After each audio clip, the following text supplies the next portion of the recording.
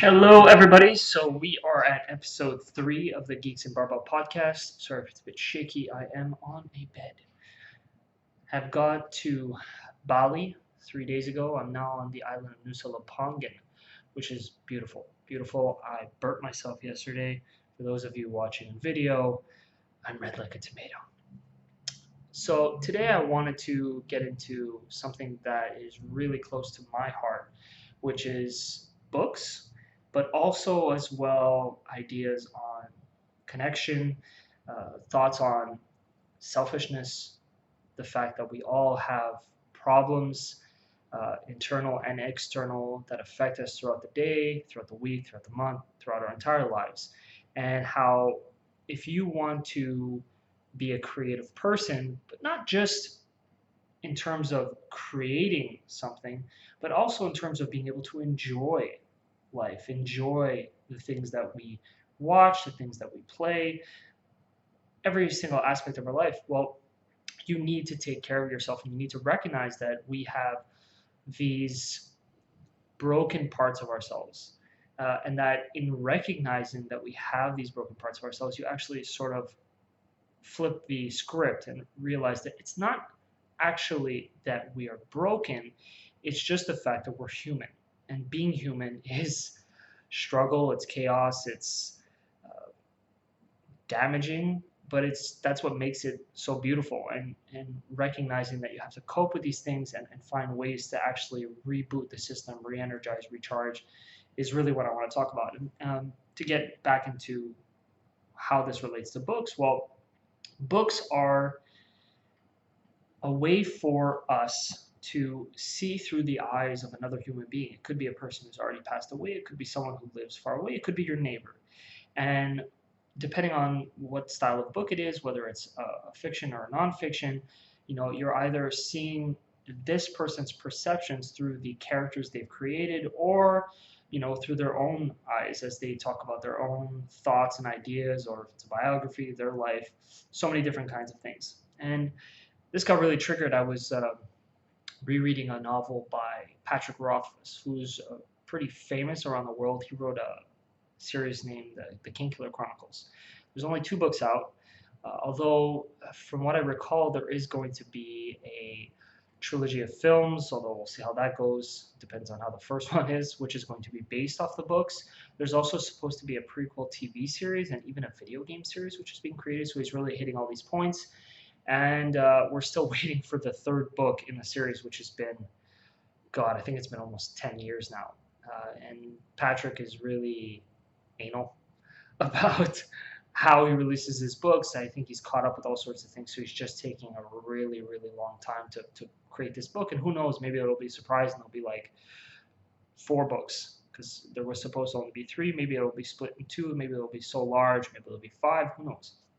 So I don't want to stress too much on that. But he made a companion novel to the series called The Slow Regard of Silent Things. And it's just 60 pages long, very small. And it follows 6 days in the life of one of his characters named Ari. And Ari we only see a small amount of in the Kingkiller Chronicles. She is this strange woman who's living underground underneath the university that Cloth, I always forget how you're supposed to say his actual name. Uh, she's living underneath the university or nearby it, underground in the sewer pipes and all sorts of stuff. Uh, and they ended up connecting and they have this sweet little relationship. And you only see a little bit of it. And Patrick decided to explore that. And so you follow 6 days to her life. And Ari is, for all intents and purposes, she's gone crazy. She's not fully there in her head, and you really have to read the Kingkiller Chronicles to understand who she is, like what she is, because she is a namer, she is an alchemist. She was someone who used to go to the university, and you see through these pages that she was really genius. She's really brilliant, but you don't get to know what happened exactly. She lost herself. She went and broke, and she's not she's massively OCD, and needs things to be just right. And part of it is because of her ability to see into the trueness of things. She sees the name of things, their real self, inanimate objects and people, and she sees it all.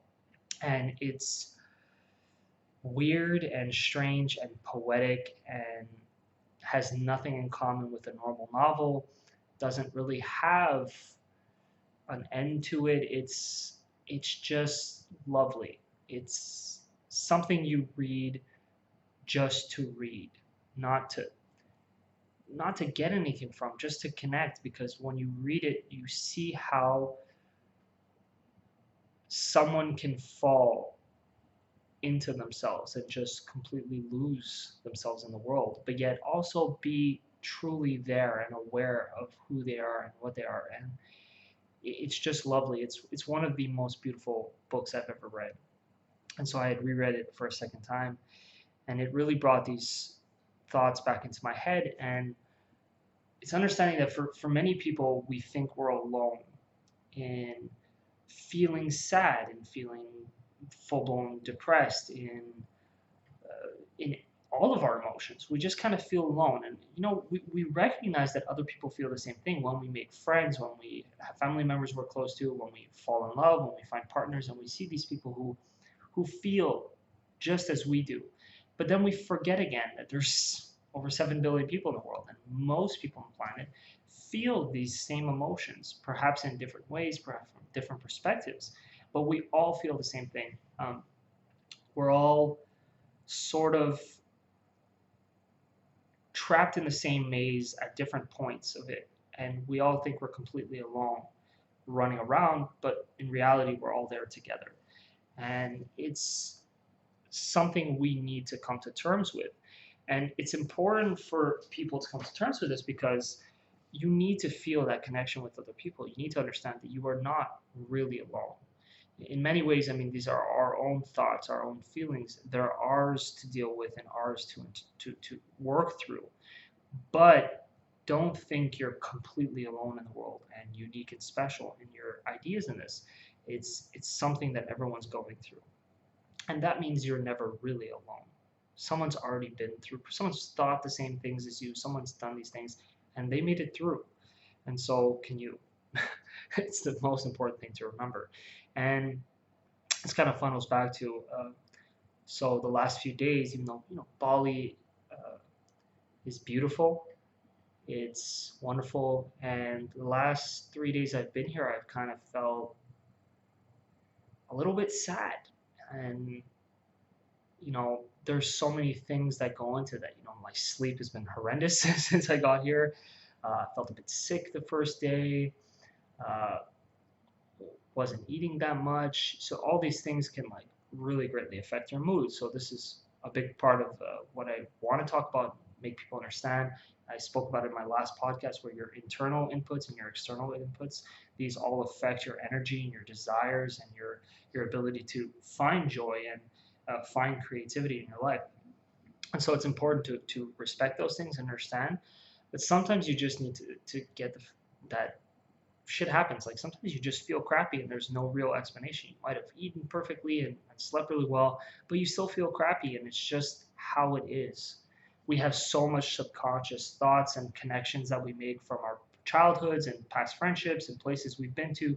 You can go somewhere and get triggered by a thing you're seeing and not understand why, and never be able to remember the fact that it reminds you of something that happened 15 years ago. And so you need to respect that fact that you can't always be happy. You can't always be in a perfect mood. The only thing you can do is recognize that you're in that emotion. And it's not the fact that you want to try to forcibly change yourself out of it. But there's nothing wrong with sitting in it for a while, feeling it, let it pass by you. A big part of meditation, which I think a lot of people would benefit from, is understanding that you can let thoughts and emotions just float by. You don't need to jump into them and sink into it and get lost. That's what a lot of people do. They'll feel sad. What do? They listen to the saddest music possible. They eat as much junk as they can. They make themselves feel worse. And they sit there and they never pull themselves out. And the important thing is, it's not so much that thing is bad. A lot of people think it's wrong to be selfish. It's wrong to take care of yourself. It's wrong to ignore other people and completely focus on yourself. Because we have this culture, like this hero mentality, that you should just give all your energy to other people and forget about yourself. It doesn't matter. All that matters is your kids, it's your partner, it's your friends, it's your family. Just give, give, give, give, give. And you shouldn't expect anything back. If you expect anything back, you're a bad person. Now, I think that if you're just doing things because you want to get that pat on the back, oh, you're amazing, you're giving for the wrong reason. But it is not wrong to want to feel that people appreciate the things you do. And it is not wrong to focus on yourself. If you just give and give and give, guess what? You'll burn out. You'll have no more energy. You'll have nothing to give, or what you're giving will be twisted and toxic, and you won't maybe mean to, but you're going to break people instead of bringing them up. Or eventually you'll just break yourself and be useless, and then the people who really need you, you won't be able to be there for them. And you won't be able to be there for yourself. And if you can't be there for yourself, well, then what's the point of life? You need to take some kind of delight in life. And so whatever that is for you that you need to do, I spoke again about this in the last podcast, is you need to find whatever can pull you back gently and slowly bring you onto that path of feeling better.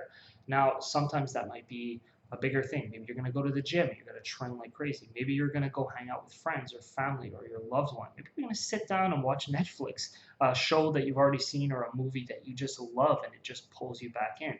Maybe you'll watch it 3 times in a row. For me this morning, I felt so down, just so down. I've met some cool people the last few days, but I just didn't feel like I could connect with anyone. And I left people I really cared about back in Vietnam, and it was rougher than I thought it would be once I got here. And it's just all new people again, a new place. And the fact I think that Bali was just so beautiful, but yet it just made me feel more alone. I'm not really sure. And so, I had breakfast this morning, was talking to some people, was just walking back, and I'm like, I don't feel good. And I was walking by the store, I had to get water. I walked inside, and you know what I saw? Ice cream. I saw some Magnum Classic ice cream, and I love ice cream. And to be honest, dairy and I don't agree that much. And it's probably not the best idea to eat dairy for myself. And I didn't care. I wanted the ice cream. I felt like it was something I would really enjoy. And it was something simple and cheap. I got it. I loved it. And guess what? I ate that ice cream, and then I'm like, you know what? This felt good. Let's, listen to a podcast. And I started listening to a podcast. I felt a little bit better. They were talking good stuff. There's people I enjoy listening to, Tim Ferriss. And then, I'm like, I'll write about my day the other day. And I got a post done, and then I wrote another post where I was talking about the ice cream and selfishness, and it started rolling.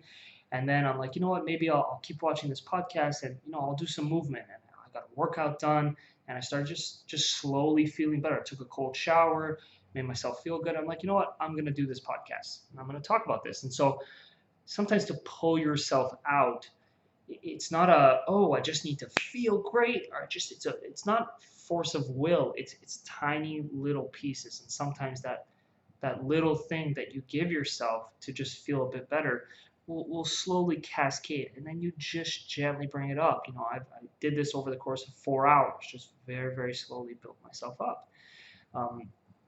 And sometimes doesn't matter what you do, maybe it won't pull you out right then and there, because maybe your issue is much larger. Maybe it takes a day, maybe it takes 3 days, maybe it takes a month.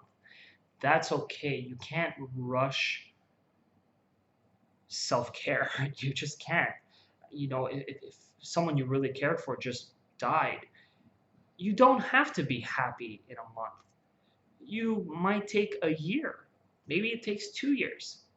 And also understanding that happiness is not an all-day kind of thing. It's not an all-week kind of thing. So maybe it'll take 2 years before you can get back into a good path, but you have to be fair to yourself. And to make yourself feel better, well, you need to do as many things as possible that bring you those little moments of happiness and joy. And when we're related to being able to enjoy things, well, you need to give yourself permission to enjoy those things. And the more you give yourself permission to enjoy something, to take pleasure in, especially after a loss of something really important to you, whether it's a person or a place or a thing, uh, or you're just feeling down, you can't really figure out why, you have to give yourself permission to be like, it's okay for me to feel crappy. And it's also okay for me to do these things that might make me feel good. And maybe it's only for a couple of seconds, but it's fine. So long as, to be fair, so long as those things don't lead you down a spiral of like self-destruction. If you start like drinking like crazy because it feels good in the moment, but then it just makes you feel worse and worse, and then you're stuck in another spiral, that's not the best thing. It's always okay to like, if you find yourself going down those kinds of paths of drug abuse or uh, whatever, binging on junk food like constantly and just sitting in that kind of stuff, well, those can lead down paths of addiction. You don't want to go down those paths. That doesn't mean you can't have it every once in a while where you have a day where you binge. It's okay, but you need to be ready and willing to open yourself up to others in case you need to get out of that and you get stuck. You need to make sure you're honest with yourself. So there's a lot of moving parts that go into this, but to tie it all together, if you want to be a creative person, if you want to live the kind of life where you fully embrace that physical aspect and that emotional aspect and the creative side and the artistic side, you need to be aware that you're going to go through these ebbs and flows. You cannot always be this amazingly creative person who's just 10 on 10. We see that on Instagram and social media, and we look at people who we aspire to be like, amazing podcasters or amazing physical athletes, and we think that they're always 10 on 10, but they're not. They are just consistent. They understand that shit goes down, and they don't let themselves sink into it. They just they get into a bad space, they recognize it, it happens, and then they keep building themselves back up. And it takes time and it takes years. And many of us see that end result. We see them 10 years down the line after they've built through it all. And then we go, oh my God, they're so lucky, they're so amazing. But they went through a lot to get there most of the time.